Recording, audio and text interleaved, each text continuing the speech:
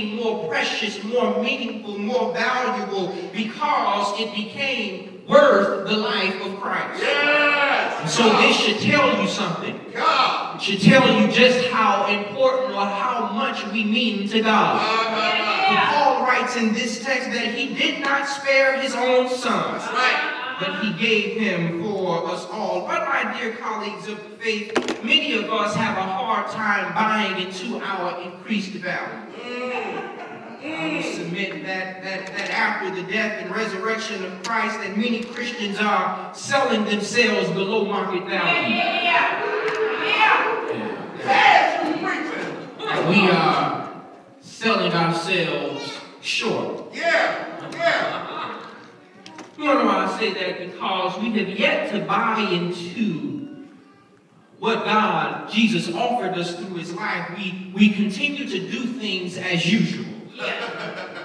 We keep living our lives as if Christ never came. Oh my God. But Paul thought that it was important to let the early Christians know that they were worth more. Yes, sir. Yes, sir. And I would like to submit to you the reason why it's important for us to know that we are worth more is because we won't want more until we know that we are worth more. Yes, sir.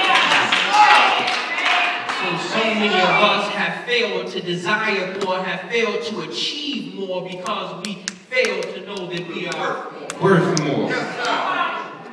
But I would guess that one of the reasons why the Christians couldn't buy into their increased value is because their problems were still the same. Many of the early Christians found themselves still facing trials and tribulations, still facing poverty and persecution, still enduring suffering and sickness. And so they were having a hard time comprehending the change that Christ had created because they were too busy concentrating on the challenges that still confronted them. Wow. But Paul writes, in all of these things, Yes, sir. Yes, sir. we are more than conquerors. Yes, sir. Yes, sir. Now I know you may be wondering, preacher, how can I be a conqueror when I am facing challenges? How can I be a conqueror while I still have problems, while I'm still dealing with issues? How is it that I can be more than a conqueror? But you have to remember this thing, that every conqueror needs a challenge. Yes, sir. And every champion needs a contender. Yes, sir. Yes, sir. And so we're walking around saying that we are champions for Christ, but do you realize that when you call yourself a champion, that there will be contenders? Yes, sir.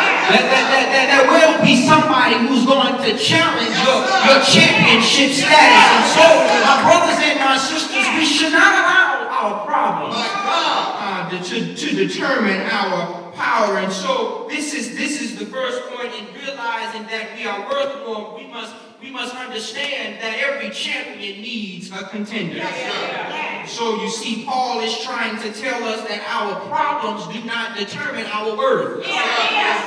So many of us are made crippled by our circumstance. We are sidelined by our situations. We are paralyzed by our problems. We allow the troubles of our living to distract us from the power of our life. We allow our situations to dictate our strength instead of allowing our strength to dictate our situations. In many cases, we have allowed ourselves to be defeated. We have viewed ourselves as life losers. But I come here to let you know that we are more. For Christ did not necessarily come. I know this is going to come to hard news for some of you, but